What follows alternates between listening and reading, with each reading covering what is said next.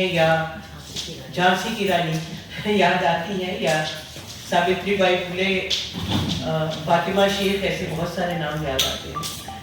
तो उसी तलाश में याद आया कि कहीं एक बार रानी चिन्नम्मा का नाम सुना था और उसको ढूंढना शुरू किया। तो थोड़ी सी रिसर्च करने के बाद ये पाया कि रानी चिन्नम्मा वो पहली औरत है जिन्होंने अंग्रेजों के खिलाफ युद्ध लड़ा।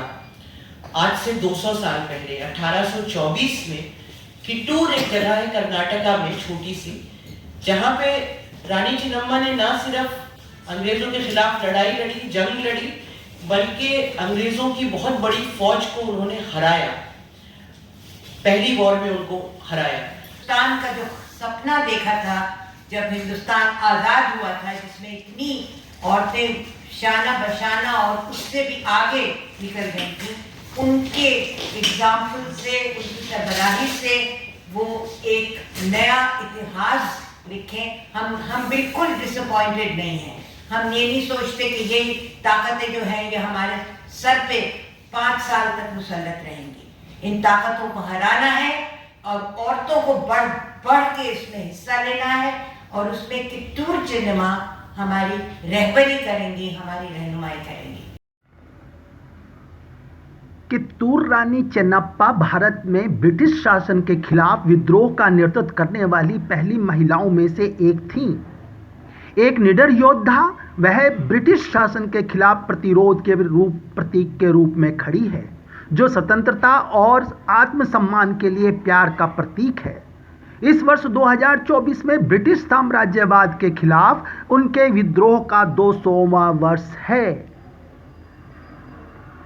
इसे मनाने का विचार अनहद और NFIW द्वारा किया गया और फिर कर्नाटक राज्य महिला डोजार्न्या विद्रोही ओक्कुटा के साथ साझा भी किया गया।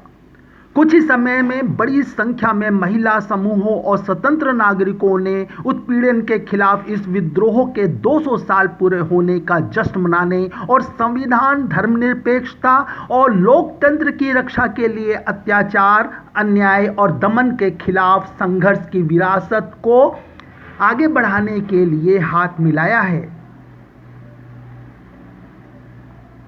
दिल्ली में प्रेस क्लब ऑफ इंडिया में प्रेस कॉन्फ्रेंस के दौरान महिला संगठनों के से जुड़ी हुई महिलाओं ने कहा कि आज देश के लोकतंत्र और संविधान, देश की साझा संस्कृति और विरासत खतरे में है। इसलिए जरूरी है कि लोकतंत्र विरोधी, संविधान विरोधी, महिला विरोधी, फांसीवादी ताकतों के खिलाफ गोलबंद हुआ जाए और 2024 के चुनाव में ऐसी ताकतों को शिकस्त भी दी जाए।